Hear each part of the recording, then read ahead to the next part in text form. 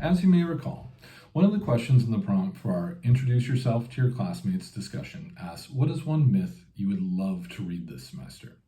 A few of you answered that you would love to read the ancient Greek myth about Persephone and Hades because you're fans of the modern webcomic LORE Olympus. Because of that, I would like to thank you and to warn you. First, I would like to thank you because I honestly had not heard of Rachel Smythe's LORE Olympus before a couple people mentioned it in our introductory discussion. I have only had the time to read a handful of episodes on Webtoon, but I am impressed with Smythe's storytelling through her art. For those of you who are fans, LORE Olympus would definitely make a suitable subject for your modern myth presentations at the end of this semester.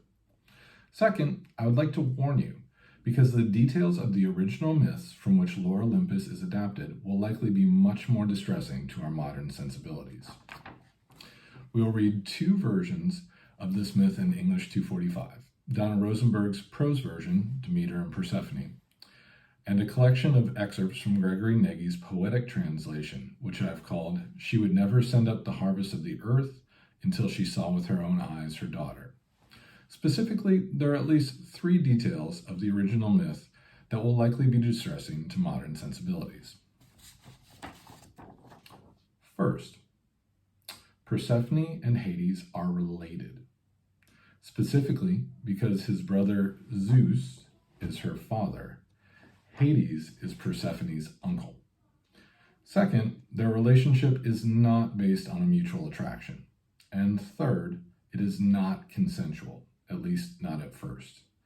Basically, her father, Zeus, helps her uncle, Hades, to abduct Persephone and imprison her in the underworld. Yes, the Greek gods and goddesses are a deeply and profoundly dysfunctional family. About that family, you may wonder why the understandably distressed Persephone is abducted from Sicily, or why the understandably depressed Demeter retreats to a temple in Eleusis. That is because those are the places where Persephone and Demeter were originally worshipped as the great goddesses, as the earth mothers who ensured the fertility of the land. In these lands, patriarchal invaders, who worshipped the sky father Zeus, would transform the earth mother of the matriarchal natives into a member of his family. So Gaia, worshipped throughout Greece, became Zeus's grandmother. Rhea, worshipped in Asia Minor, became his mother. Demeter, worshipped in Eleusis, became his sister and his lover. And Persephone, worshipped in Sicily, became his daughter and his sister-in-law. Again, the Olympians are a deeply and profoundly dysfunctional family. But back to our fertility myth, the one that Rosenberg titles Demeter and Persephone. We now understand what is happening here in terms of familial and romantic relationships. But what is happening here symbolically? Basically, Persephone is becoming the connection between the realms of Hades and Demeter. As the god of the underworld, Hades rules over all that lies in the dead earth, including the seeds that lie dormant in the cold soil in winter.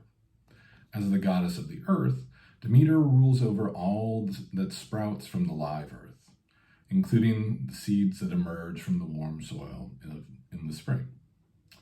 As the daughter of Demeter, Persephone starts out as a goddess of the earth. Then, through her marriage to Hades, she becomes also a goddess of the underworld. And her place of residence comes to determine whether seeds are lying dormant in the dead earth in winter, or if they are sprouting from the live earth in the spring.